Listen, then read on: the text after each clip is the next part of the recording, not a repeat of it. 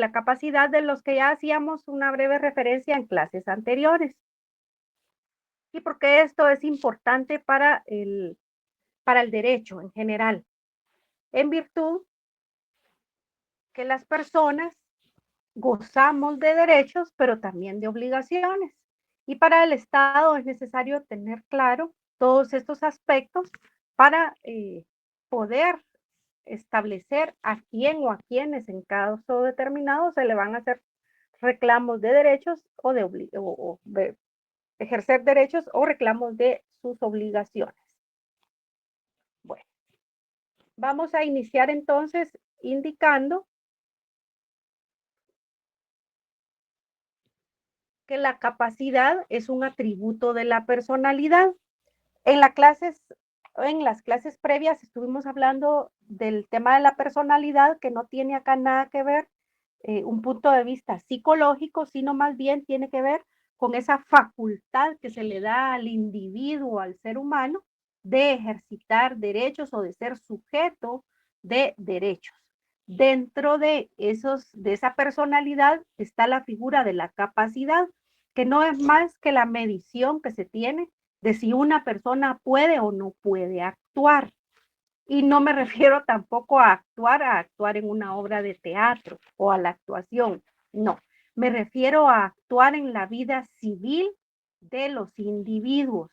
Una persona que puede actuar es una persona que va a poder establecer eh, pactos, declaraciones, suscribir contratos, a esos nos referimos, ¿ya? Entonces, esa capacidad que el individuo tiene es necesario establecerla en virtud de que de ello dependerá que ella pueda participar en algunos actos que nosotros o las funciones públicas verifican si las personas cumplen con ello para poder ser sujetos de derechos, ¿verdad?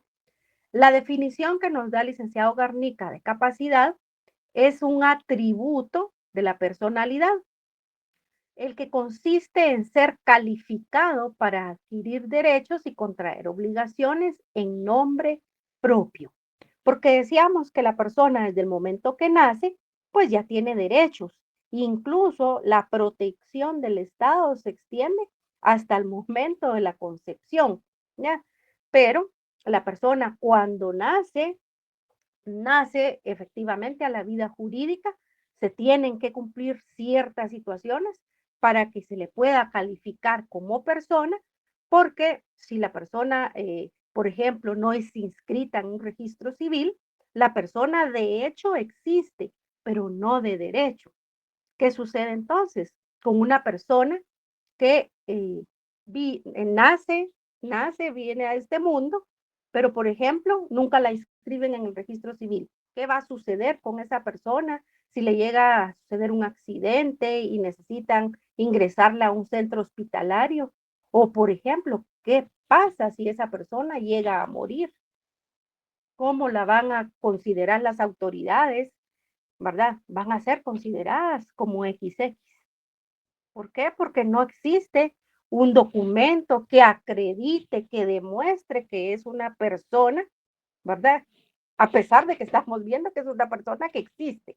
Ya, entonces para el derecho hay ciertas obligaciones que se tienen que cumplir y por eso existe esta evaluación que se hace sobre si las personas tienen o no tienen capacidad. Y como observan ustedes en la definición que hace el licenciado, habla de que se le califica al momento de establecer si una persona tiene capacidad, sea para adquirir derechos o para contraer obligaciones. Y fíjense que es tan importante tener claro el tema de la capacidad que, por ejemplo, en materia penal, los menores son inimputables. Es decir, a ellos no se les van a aplicar los delitos contenidos en el Código Penal, porque la Constitución establece, ¿verdad?, que ellos tienen inimputabilidad y por lo tanto no se les puede perseguir en la vía penal. Sí hay otras formas sancionatorias para los menores de edad, pero no en materia penal, ¿ya? De tal cuenta que si una persona comete un delito hoy cuando tiene 17 años y mañana cumple los 18, si comete el delito hoy, pues no le van a aplicar una ley, ya, porque todavía no tenía la capacidad legal que se demanda para que se le aplique una ley penal. Entonces, vean cómo es para algunas cosas importantísimo establecer estos aspectos. Además, se menciona, ¿verdad?, que la capacidad las personas la adquieren para hacer valer sus derechos y contraer y establecer o que se les reclamen cumplir con las obligaciones respectivas. Pero más que eso, fíjense, para actuar en nombre propio, es decir, que no necesite que nadie la represente, ¿ya? Pero vamos a ver los tipos de capacidad que la ley determina. En el artículo 8 del Código Civil está establecido lo relativo a la capacidad y menciona lo siguiente. La capacidad para el ejercicio, fíjense bien, para el ejercicio de los derechos civiles se adquiere con la mayoría de edad. ¿Ya? Entonces, ¿qué aspectos tenemos que tener aquí claros? Bueno, ¿qué son los derechos civiles? Yo les voy a encomendar la tarea que ustedes vayan, busquen qué son los derechos civiles, cuáles son los derechos civiles y determinen una lista o qué es lo que incluye esos derechos civiles. ¿Ya? Pero aquí nos está diciendo que se adquiere con la mayoría de edad. Entonces, ¿qué sucede? La capacidad en términos generales los va a tener la persona que ya llegó a la mayoría de edad. Además, hace mención de dos aspectos en el mismo artículo 8 que mencionan lo siguiente. Son mayores de edad los que han cumplido 18 años. Aquí nuestra ley es bien clara y nos dice, la persona que ha cumplido 18 años llega a la mayoría de edad. En algún otro país podrá ser en otra edad, antes o después. Pero fíjense bien lo que dice el siguiente párrafo. Entenderíamos, ¿verdad?, que un menor de edad es aquel que no ha cumplido la mayoría de edad. Y la mayoría de edad es aquel que ya tiene 18 años en adelante. Hace aquí una aclaración la ley. Y dice, los menores que han cumplido 14 años, fíjense bien, son capaces para algunos actos determinados por la ley. Bueno, y no decimos que no tienen capacidad para algunas cosas. Fíjense bien, les decía que es importante que hagamos una ficha técnica también de cada ley que nosotros llega a nuestras manos para saber qué ley es la que lo contiene, si tiene nombre la ley, cómo está organizada, distribuida, pero también para establecer aspectos, por ejemplo, de la terminología que se usa en la ley por el año en que ésta fue emitida. ¿Ya? Más adelante van a encontrar ustedes un montón de artículos que hacen mención a que están algunos contenidos de esos artículos están derogados. Pues eso ya sabemos qué significa, ¿verdad? Ya no están aplicables. ¿Pero por qué? Porque con el tiempo que ha transcurrido entre que la ley fue emitida y el tiempo en el que estamos, ha habido modificaciones. Tanto ha habido modificaciones que vamos a ver más adelante que los menores de edad en el pasado se podían casar. Pero ¿qué sucede? Hubo reformas que establecieron que eso ya no es posible, ¿sí? No es objeto de la clase de hoy, va a ser objeto de estudio en las siguientes clases. Pero, por ejemplo, acá nos está diciendo en ese párrafo que los menores que han cumplido 14 años son capaces para algunos actos determinados por la ley. ¿Cuáles van a ser esos? Pues de aquí en adelante les queda a ustedes la responsabilidad, ¿verdad? De cada figura legal que vayamos viendo, ver qué dice sobre los menores de edad. Pero les puedo adelantar que, por ejemplo, para el derecho, vamos a dejar las preguntas para más adelante, Lick, pero tenga ahí pendiente su duda. Tenemos el tema del reconocimiento de hijos. Cuando lleguemos al reconocimiento de hijos, vamos a ver si los menores de edad pueden hacer reconocimiento, ¿ya? Pero fíjense que en aspectos del derecho laboral, saliéndonos del derecho civil, cuando leemos, incluso hay una parte que regula el trabajo de los menores de edad. Para otros países esa legislación no es aplicable porque va en contra de los derechos de los menores. En nuestro país todavía está regulada, ¿ya? Entonces, desde ya ustedes van a percatarse que hay algunos aspectos que los menores sí pueden hacer y otros que no, ¿ya? Entonces, en las siguientes clases ustedes van a ir observando esas situaciones a las que sí pueden acceder los menores y a las que no, ¿verdad? Como el tema de la inimputabilidad de delitos, ¿verdad? Porque no les es aplicable, ¿ya? Ahí en ese caso les favorece. Estemos nosotros a favor o en contra, ¿verdad? De que un menor cometa delitos, la ley es clara y nos da esa protección. ¿Cómo se quita eso? Pues cambiando la ley, así de directo, ¿verdad? Ahora bien, teniendo claro que la capacidad para ejercer nuestros derechos civiles y contraer obligaciones también, pues va a ser a partir de la mayoría de edad, tenemos que tener claro que la capacidad tiene una clasificación que se divide de la siguiente manera, ¿ya? Una capacidad que se determina de goce y otra capacidad que se determina de ejercicio. ¿Por qué de goce? Porque las personas, si bien es cierto, nacen, ya están inscritas como personas, ya se les reconoce como personas, no pueden actuar en forma directa, ¿ya? ¿Por qué? Porque ellas solo disfrutan el tema de la capacidad. Entonces, si bien es cierto, ya tienen derechos, no, y posiblemente pueda que surjan obligaciones, no las pueden ejercitar. ¿Por qué? Porque no pueden participar de la vida civil en forma directa. En ese sentido, tendrán que ser representados, ¿ya?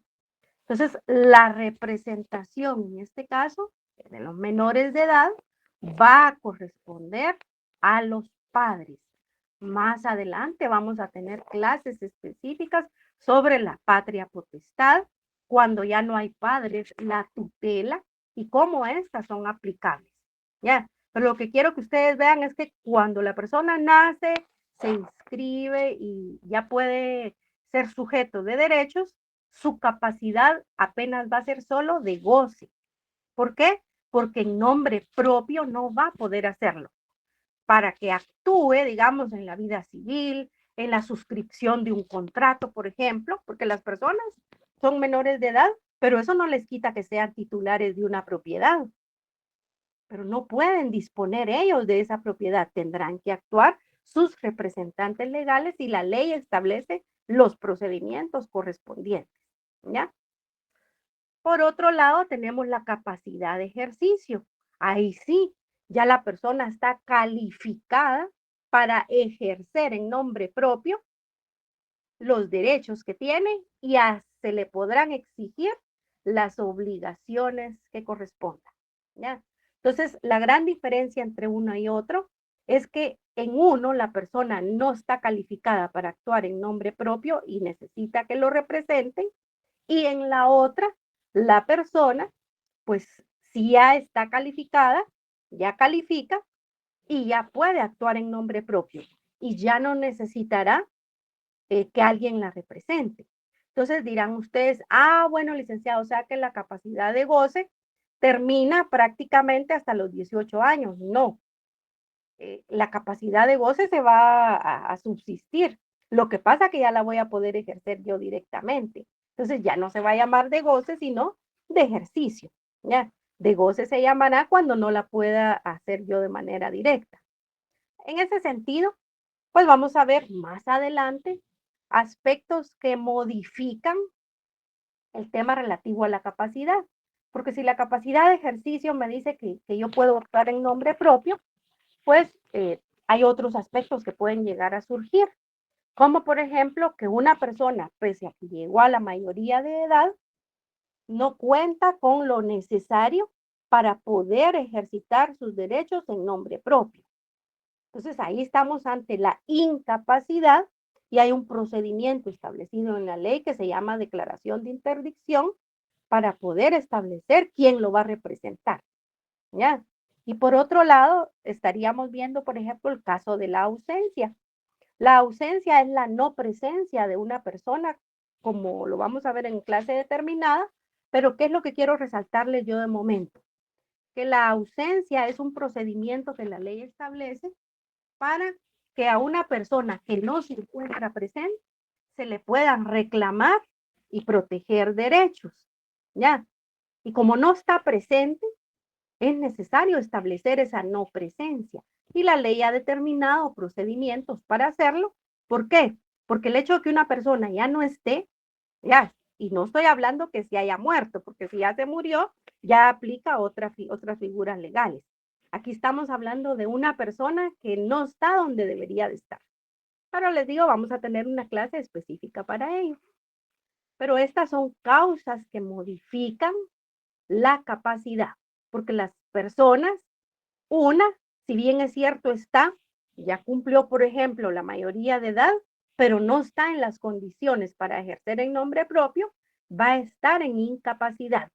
Y por eso les hablaba yo que en el curso, en algunas oportunidades, vamos a hablar del término incapaz, ¿ya? Pero la ley pues está establecida, así como les digo, para nuevas terminologías psicológicas o no sé cómo les podría decir, pues podríamos decir, ay, qué despectivo, va en contra de los derechos humanos, pues podríamos sacar a relucir muchas cosas, ¿verdad? Pero la ley aquí lo que hace simple y sencillamente es establecer quién puede actuar en nombre propio y quién no puede actuar en nombre propio.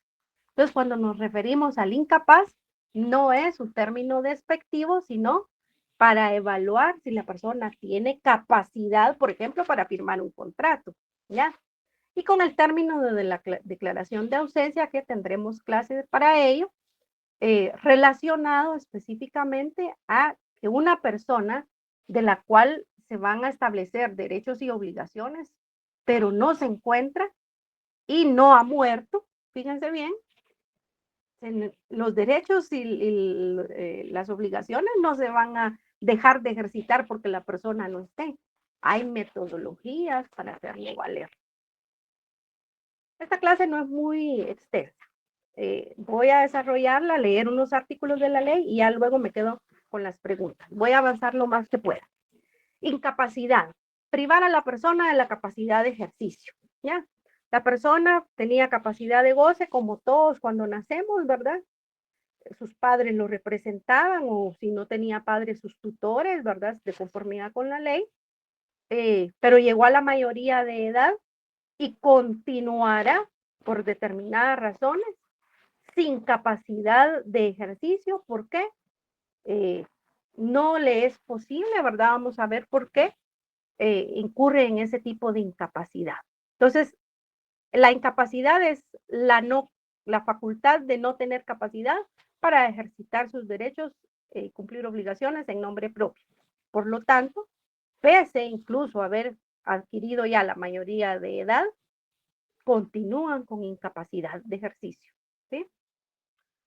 Los dos tipos de incapacidad establecidos son los siguientes. Incapacidad absoluta, que es la situación jurídica en la que se encuentra una persona de manera definitiva de su capacidad de ejercicio, ¿ya? Debiéndole declarársele en estado de interdicción, artículo 9. Ojo, los mayores de edad que adolecen de enfermedad mental, que los priva de discernimiento, ¿ya? ¿Por qué la ley hace esta aclaración? Porque fíjense bien, cuando uno actúa en la vida de lo jurídico, ¿verdad? Y actúa en nombre propio, pues uno manifiesta que es su voluntad, que es su deseo, etcétera. ¿Para qué? Para ir a contraer matrimonio, para ir a hacer una compraventa de un bien inmueble, para ir a otorgar un testamento, ¿ya? Eso es lo que la ley y una lista innumerable de acciones que podemos hacer, ¿verdad? Pero ¿qué sucede con una persona cuyo discernimiento no tiene, llamémosle así, los niveles suficientes para poder saber que la decisión que está tomando le va a traer responsabilidades, ¿ya? En ese caso, fíjense, la ley menciona que una persona mayor de edad que adolezca de una enfermedad mental que los prive de discernimiento deben, fíjense bien el término que dice la ley, y aprovecho para decirles que siempre en la ley se fijen cuándo es deben y cuándo es pueden, porque el pueden es optativo, pero el deben es obligatorio, ¿ya? Y menciona entonces, deben ser declarados en estado de interdicción. No es que si quieren, ¿ya? Deben ser declarados en estado de interdicción. ¿Por qué? Porque esas personas no van a poder desenvolverse a título personal. Si esas personas no son declaradas en estado de interdicción, ellos pueden ir y si eran titulares de un bien, firmar que vendieron el bien y el documento es totalmente válido. Después podrá decirse, ay, no, fíjese que esa persona no podía firmar ese contrato porque no tiene capacidad. Bueno, hizo el procedimiento de declararlo en estado de interdicción, porque si no lo hizo, la persona es capaz. ¿Ya? Ahora bien, pueden, o sea, el pueden aquí, que continúa en el artículo 9, ya es optativo. Pueden asimismo ser declarados en estado de interdicción, ahí sí quedará a criterio de los familiares, ¿verdad? Si lo hacen, si no lo hacen o algún interesado. Puede asimismo ser declarados en ese mismo estado las personas que por abuso de bebidas alcohólicas o estupefacientes se exponen ellas mismas o a sus familias a graves perjuicios económicos. El caso del padre de familia, ¿verdad? Que es el titular del bien, por ejemplo, y dispone, ¿verdad? Por sus adicciones, por ejemplo, a la bebida o a las drogas, pues ir a dilapidar los bienes que servirían, ¿verdad? Para la protección o sustento de la familia, por ejemplo. El mismo salario que devenga, ¿verdad? La ley está diciendo, en el primer caso, deben. En este segundo, puede pedirse también interdicción por estas personas. El mismo artículo 9 menciona, esa declaratoria produce desde la fecha en que sea establecida sentencia firme. Quiere decir que es un órgano jurisdiccional el que va a establecer esa incapacidad. Produce entonces incapacidad absoluta de la persona que para el ejercicio de sus derechos, pero los actos anteriores a la declaratoria pueden ser anulados si se probare la incapacidad que existía notoriamente. ¿Dónde se probare? En un juicio. Todo lo que se tenga que probar para el derecho civil en un juicio. ¿Ya? Artículo 10. Las perturbaciones mentales transitorias no determinan la incapacidad de obrar, pero son nulas las declaraciones de voluntad emitidas en tales situaciones. ¿Cuándo? Pues tendrá que hacerse declaratoria de incapacidad. La incapacidad relativa, por otro lado, es la situación jurídica en la que se encuentran los menores de edad por su incapacidad, en la que solo tienen capacidad de goce, pero no de ejercicio. Entonces, la incapacidad relativa, al cumplir la mayoría de edad, termina, ¿verdad? Y la persona ya puede ejercer. Pero hay personas que llegan a la mayoría de edad y se quedarán en incapacidad absoluta porque pese a cumplir la mayoría de edad, las condiciones no le permiten ejercer en nombre propio sus derechos y establecer las responsabilidades que deben reclamársele, ¿verdad? A partir del artículo 9 al 10 está establecido lo relativo al tema de el estado de interdicción. En el artículo 11 habla que después de la muerte de un individuo, los actos realizados no podrán impugnarse por incapacidad sino cuando la interdicción ha sido pedida antes de su muerte, ¿ya? Además, en el artículo 12 hace mención que la interdicción puede solicitarla indistintamente. En la ley ustedes van a leer que dice el Ministerio Público. Ustedes recordarán que cuando el Ministerio Público, porque conocemos en la actualidad, no existía, era dentro de la dependencia de la Procuraduría General de la Nación donde se llevaban esas dos funciones. Y eso fue separado, ¿verdad? Al Ministerio Público se le delegó la persecución penal y a la Procuraduría General de la Nación la representación del Estado, sobre todo en aspectos civiles. Entonces, cuando en el Código Civil leamos las palabras Ministerio Público, se está refiriendo a la Procuraduría General de la Nación. Si quieren aclarar más esto, se pueden ir a la ley del Ministerio Público y a la ley de la PGN para establecer cómo quedó establecida esa separación de facultades, ¿verdad? Una de persecución penal, instancias penales, ahí sí, cuando se habla de Ministerio Público, en todas las leyes penales se habla de la institución del Ministerio Público. Pero en civil, muchas veces se está hablando de la PGN o la gran mayoría. Y se los aclaro para que ustedes lo anoten, ¿verdad? Lastimosamente quisiéramos que todas las leyes tuvieran estas anotaciones de lo que ya no es, ¿verdad? Pero nuestros legisladores hacen reformas infinitas y pues las editoriales no dan tiempo para hacer estas aclaraciones, pero se las hago para que ustedes la tengan en cuenta. Entonces, podrá la PGN pedir entonces esa solicitud de estado de interdicción, los parientes o incluso alguien que tenga interés, ¿ya? ¿Por qué? Porque lo que se requiere es que la persona pues ya no ande actuando en nombre propio porque no está con las facultades necesarias. Eh, Hay casos reales de esto, ¿verdad?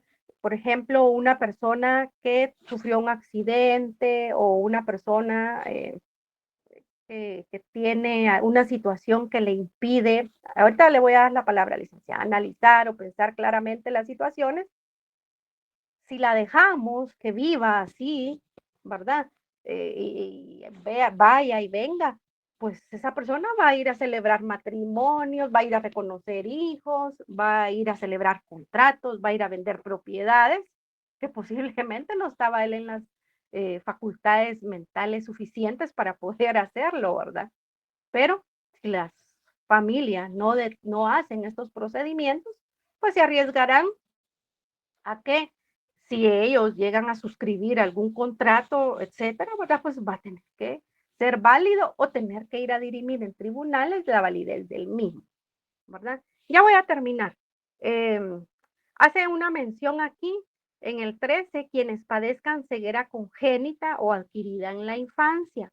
Y los sordomudos tienen capacidad civil para ejercitar sus derechos. ¿No? ¿Sí?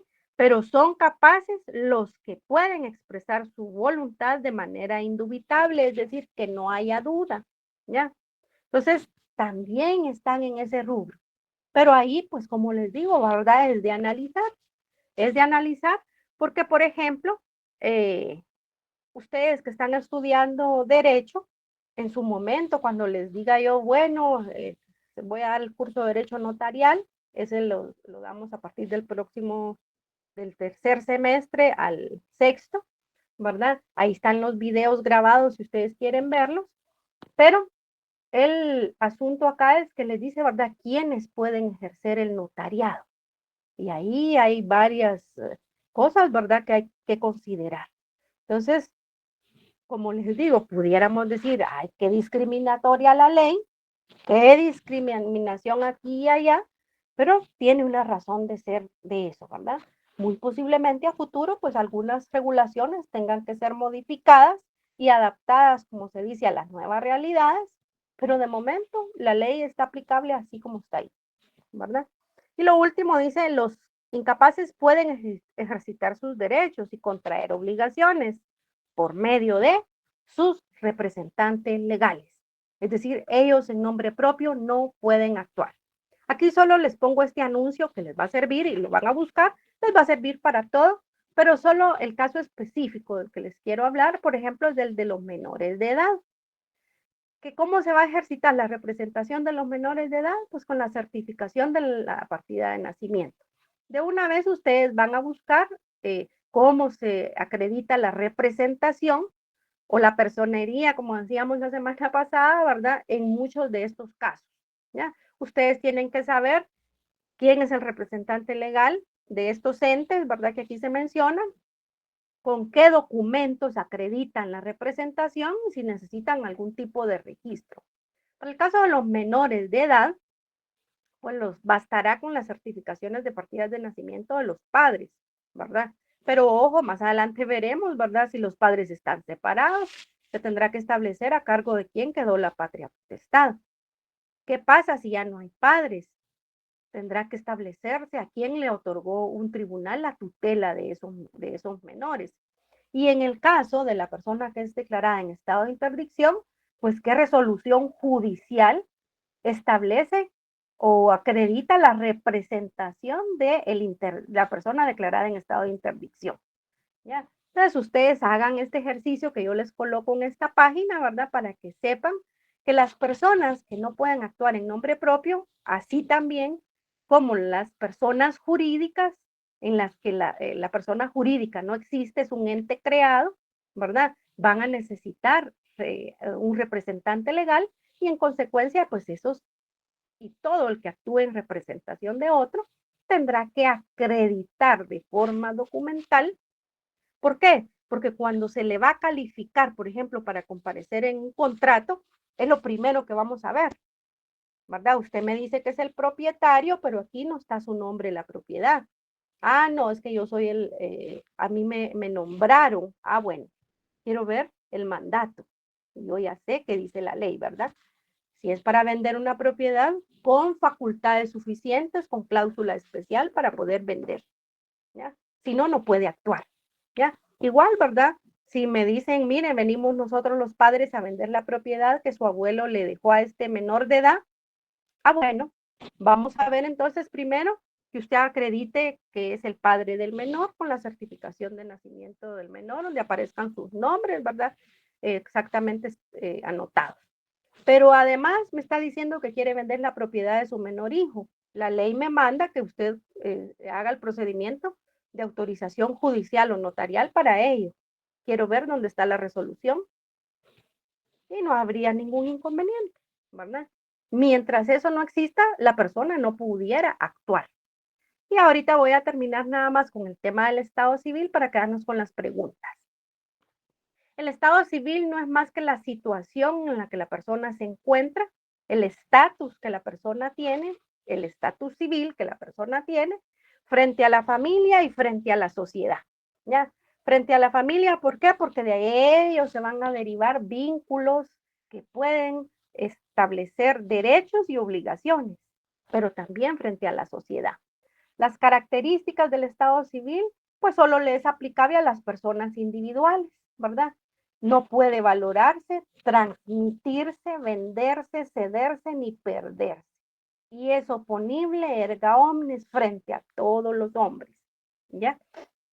Medios de comprobación del estado civil, documentos de identificación, ahí aparece, ¿verdad? Si una persona viene a mí, quiere que le haga un contrato y en el documento personal de identificación dice que es soltera, eso voy a consignar yo en el contrato.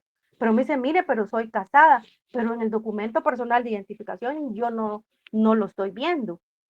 ¿Es lo correcto? Ah, fíjese que a mí me dieron mi DPI, pero yo después me casé, vaya a sacar otro DPI, ¿verdad? O acredíteme de forma documental que está casado y yo le coloco casado, ¿verdad? ¿Por qué? Porque nosotros no podemos hacer como profesionales y después como notarios van a ver, no podemos establecer estados civiles que no nos consten, ¿ya? El día de mañana nos pregunta un juez, mire, ¿usted por qué le colocó soltero si aquí dice que era casado? Bueno, en el documento que yo tuve a la vista dice que es soltero, ¿verdad? Y cómo que diga soltero o que diga casado puede tener perjuicios para unos o para otros. Medios de comprobación, las certificaciones de partidas de nacimiento, que estén los nombres debidamente anotados como se hizo el registro.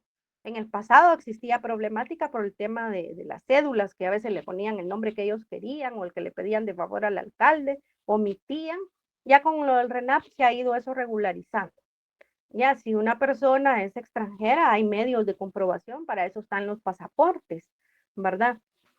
Y todo eso va a servir para establecer si hay un vínculo familiar, de parentesco, de matrimonio, e incluso si eso va a llegar a establecerse, esos vínculos, para ver si las personas tienen derechos, por ejemplo, a una herencia, ¿ya? Y aquí solo hago un anuncio pequeño que siempre le digo a todos mis alumnos, que por favor, ahora que usted ya estudia derecho, ya no diga en mi fe de edad. Aunque vayamos a algunos RENAP y diga traiga su fe de edad. No, la fe de edad era un documento que nos daban a algunos que somos ya de algunas décadas, ¿verdad? La fe de edad ahora ya no se expide.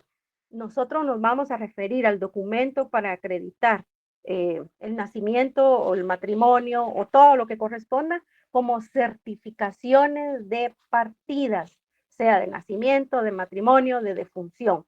¿Ya? La fe de edad ya no opera, salvo que la vuelvan a implementar, ¿verdad? Y tenga alguna certeza, valor jurídico, pues no nos refiramos a las partidas de nacimiento como mi fe de edad. ¿Ya? Se le acepta a una persona que no estudia derecho, pero ustedes que estudian derecho ya no tendrían que utilizar ese término, ¿verdad? La posesión notoria de Estado la vamos a ver en una clase específica que vamos a tener, que no es más que acreditar la situación civil sobre el Estado, sobre el parentesco, ¿verdad? Pero en una clase que vamos a tener que ver, vamos a ver esto más a detalle, ¿ya? Y acciones del Estado civil, todas aquellas que se deriven del Estado civil, nacimientos, mayorías de edad, matrimonio, divorcios, tutelas, filiación, reconocimiento, ausencia, muerte, toda la vida de los seres humanos tiene relación con el estado civil, porque desde que nacemos entramos a la vida jurídica, ¿verdad? Y vamos a permanecer en esa minoría de edad que nos va a servir para establecer derechos a nuestro favor, por ejemplo, con la inimputabilidad, y no digamos de las otras figuras legales. Cada una de estas la vamos a ir viendo en las siguientes clases. Y hoy sí le dejo la palabra a los compañeros que querían hacer sus preguntas y pues hasta donde Dios nos lo permita. Tratando de ser concretos, ¿verdad? Porque la universidad nos pide que solo cumplamos con el horario.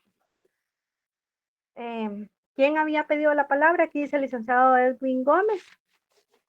Y sí, y alguien más creo yo que la había pedido. Los escucho. Sí, gracias, licenciada. Fíjese que yo tengo algunas dudas, digamos, con el tema de incapacidad temporal. Eh, digamos, pongamos un caso en el que una persona va a una fiesta de amigos, consume una cantidad de alcohol excesiva y durante ese estado, pues, Se fue a la Las embriaguez, Vegas y se digamos, es casó. extrema y se casa. Ajá, y al otro día, después de la resaca, recuerda que se ha casado y hay fotografías y hay un montón de pruebas, digamos, de que se hizo todo eso. Este, esa sería la primera pregunta. Digamos, en ese caso se puede alegar que estaba en un estado, digamos, eh, temporal, ¿cómo es que Inconsciente. se lee? Sí, digamos, Mire, pero dijo un primero, nombre en capacidad temporal. sí, primero tenemos que establecer que el que autoriza el matrimonio no lo tendría que autorizar en esas condiciones. ¿Por qué? Ustedes están viendo ahorita el chiste que sale, ¿verdad? El no acepto. ¿Ya? ¿Por qué? Porque las personas tienen que manifestar su deseo de contraer matrimonio. O sea, nosotros, yo notario, no podía autorizar un matrimonio donde el bolo está bolo, pues. Ya. Entonces, ahí tendría Ahora, responsabilidad la persona, digamos, si hubiera sido hasta trampa hay de eso o algo así. habría responsabilidad del notario en autorizar un matrimonio en esas condiciones, pero ¿estará la persona incapacitada? Podría después alegar, ay, no, fíjese que nos casamos, tuvimos hijos, pero fíjese que a mí yo estaba bolo cuando me casaron. ¿Usted ya lo hizo valer en un juicio, en un tribunal, o solo es una manera de querer eh, incumplir sus responsabilidades, ¿verdad? habría que ver cómo acontecen los hechos, licenciado. Ok, y la última pregunta es, en el caso de interdicción, digamos, viéndolo, a mí me gusta ver las cosas de los dos lados, dijo bueno y malo, viendo en el lado, digamos, de que con el tema de las herencias, a veces muchos hijos pueden llegar al extremo de querer utilizar ese tipo de cosas con los padres. Digamos, en este caso, según lo que usted dijo, cualquier persona con interés puede pedirlo. Sí. Obviamente se tiene que probar, pero digamos, si existieran ciertas condiciones, ¿a qué hijo hay algún orden en el que le dan ese derecho para que esa persona quede a cargo no hablemos solo de Bueno, padres, sino de cualquier persona, digamos que tenga un bien? será el órgano jurisdiccional el que establezca lo que corresponda. Pero cuando usted me habla de quién va a administrar esos bienes, ahí va a entrar también un administrador de esos bienes, porque a la persona no solo se le va a proteger en sus derechos, ¿verdad? Incluyendo el derecho de propiedad. Entonces se tendría que nombrar a un administrador de esos bienes. Y hay una figura que vamos a ver más adelante que tiene que ver, y en otros semestres también, que tiene que ver con la disposición de bienes de menores, incapaces y ausentes. Fíjense bien, menores, incapaces y ausentes. ¿Qué? Disposición de bienes. Los menores, los incapaces y los ausentes no pueden disponer de sus bienes. Tienen que otorgársele a quien los represente la administración de los mismos. Y así como hay administración, hay responsabilidad de rendir cuentas de ellos. Más adelante lo van a ver también. Ok, gracias. Licenciada Gutiérrez, Buenas tardes, era una buenas consulta tardes. sobre, yo recuerdo que ahora nosotros cuando usamos la Ley de Protección Integral de Niñez y Adolescencia, ya no usamos, por ejemplo, el término menores, ¿verdad? Sino hablamos de niños, niñas y adolescentes. Sí, solo que esa es una especialidad. Ok, eso le iba Ya, a pero preguntar. Si aquí, estamos digamos, hablando, la ley sí digamos, hace la división clara. ¿verdad? O sea, si estamos hablando, digamos, de nuestro Código Civil, seguimos, sí podemos utilizar, digamos, el término menores. Sí, esa terminología de incluso niños y niñas, ¿verdad? Tienen más que ver con cosas que vienen del extranjero, ¿verdad? Pero eso lo vamos a aplicar nosotros en materia penal, sabiendo que a los menores no les aplica el derecho penal, ya no es que un derecho especial que lo regula a ellos, ¿verdad? Gracias, Linda, excelente. Uh-huh. ¿Alguien más? Licenciada Ríos. Sí, mucho gusto, licenciada. Mi pregunta es respecto al estado de interdictencia. Interdicción. Interdicción. No Ajá. lo vayan a confundir con extradición, ¿ya? Ni Ah, con ok, otra cosa que se llama interdictos. Esos son otra cosa. ese es Estado de diferente. interdicción. Ajá. Interdicción, ok. Pues me imaginaba yo en un caso, ¿verdad? Por ejemplo, un padre pues solicitara a un juez que se le declarara a la madre en este estado y pues asumiendo que el juez lo declaró, la madre, y se le sustrae al niño, por ejemplo, a un hijo, ¿verdad?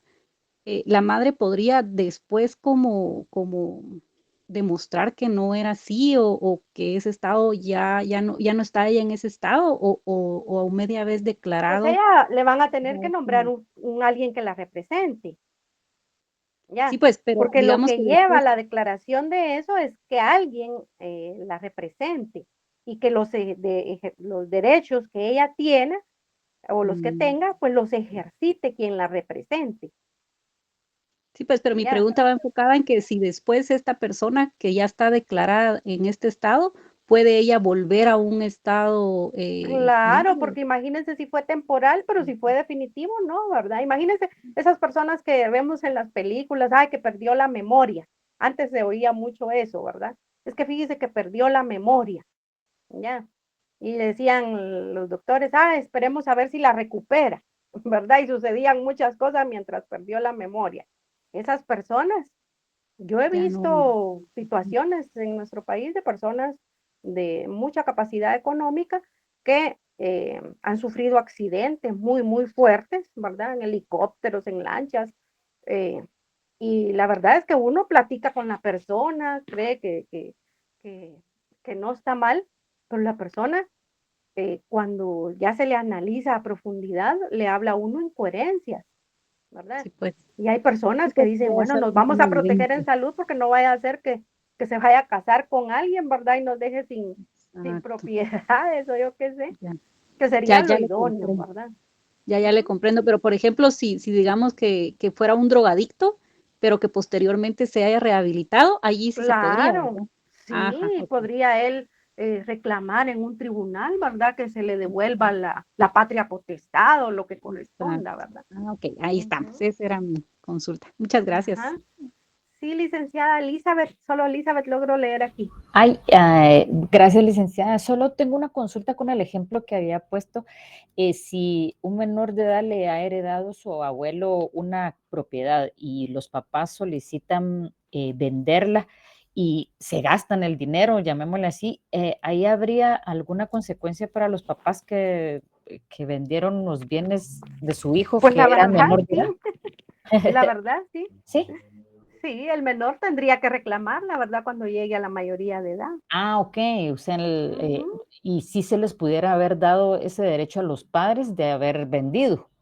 Sí, es que existe un procedimiento donde a un notario o a un juez le pueden solicitar autorización judicial justificada Ah, del okey. por qué van a vender ese bien, Ah, okey. declarándose la necesidad y la utilidad. Más adelante vamos a ver eso en una clase. Ay, muchas gracias, licenciada. Ujú. Y licenciada Cindy, ¿tiene la mano ahí levantada? Sí. Sí, buena tarde. Buena tarde. Fíjese que referente a lo que se está hablando ahorita acá, ¿verdad? Me llama la atención el estado de interdicción, ¿verdad? Específicamente cuando son casos especiales, ¿verdad? Ujú, Estaba viendo el cuadro que dice acá de regulación legal, que ujú. se puede solicitar a PGN. No.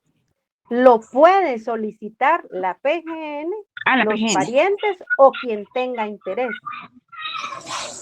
Ah, ok, ok. En un caso que es un menor que no cuente con, por ejemplo, yo le expongo esto, ¿verdad? Porque se me vino a la mente un caso que es un caso que fue detectado con autismo, ¿verdad? Ujú, Entonces, esta persona ya va a entrar a la mayoría de edad, ¿verdad? Pero la ujú, mamá de él falleció cuando incluso él tenía como 12 años. Y el ujú, papá sí lo reconoció, pero lo dejó abandonado, ¿verdad?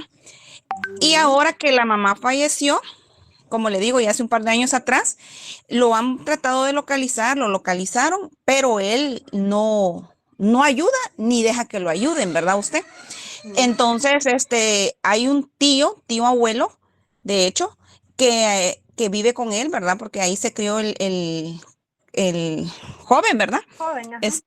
Ajá, entonces, viene y está tratando de pelear, se acercó a un juzgado, ¿verdad? De familia, y hasta acá lo único que, o sea, quizás no se ha abocado con un buen abogado también, ¿verdad? Porque según me Ujú, comentaba, sus dos abogados que ha tratado de contactar no le ha solucionado nada. Y ahorita el tío está ujú, preocupadísimo porque el niño tiene derecho de X por parte del que lo ujú, dejó la mamá, pero como va a entrar a mayoría de edad, el X lo va a soltar. Entonces, ujú. Y no mm, debería es- por el autismo que padece. Sí, pero le lo están correcto pidiendo sería, lo correcto. una carta ay, se me escapó la palabra ahorita, licenciada,